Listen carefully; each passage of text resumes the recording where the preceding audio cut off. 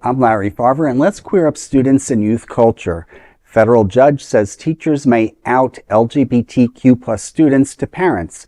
In a blow to LGBTQ plus rights, a federal judge has ruled that teachers can disclose a student's gender identity to their parents.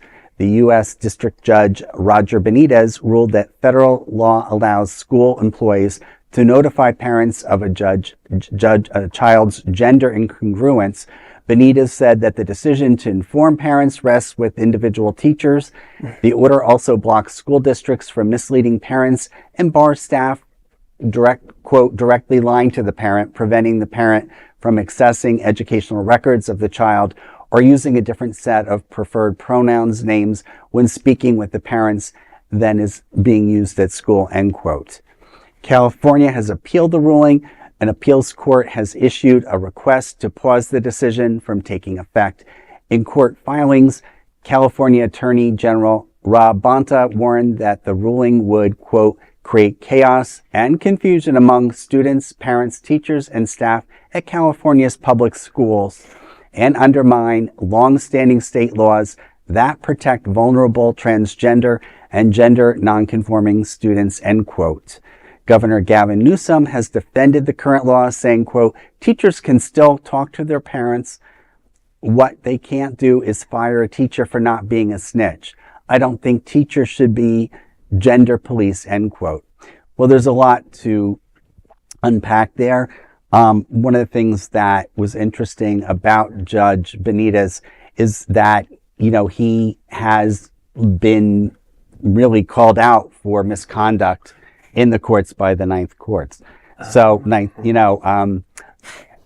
it's probably not a surprise that, he is who he is.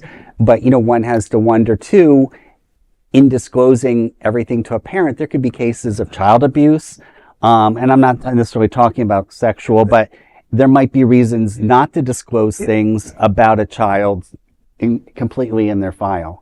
Right, because they're home, they could be in danger in their home life. Absolutely. Yeah, I know from when we would have parents that would come to PFLAG and talk about their kids having issues in school. Again, I always used to use the terminology, PFLAG parents that come to a PFLAG meeting are already taking steps that most parents who have LGBTQ children do not take. Yeah. So this is a problem that's probably this is probably a solution not in search of a problem, because most kids who don't have affirming parents are not coming to school and being like, I'm going to go by he, her, or they, them at school, but at home it's the kids that are probably being accepted at home. So I don't think that those parents are going to find out something. It's the other way around, where kids who might need to find a safe space and being able to talk to a teacher, which is what does happen from time to time. But I can't imagine that there's going to be a situation where the teacher's going to say, "Oh, they're asking to change their pronouns at school. Do you know about that's happening at home?" Because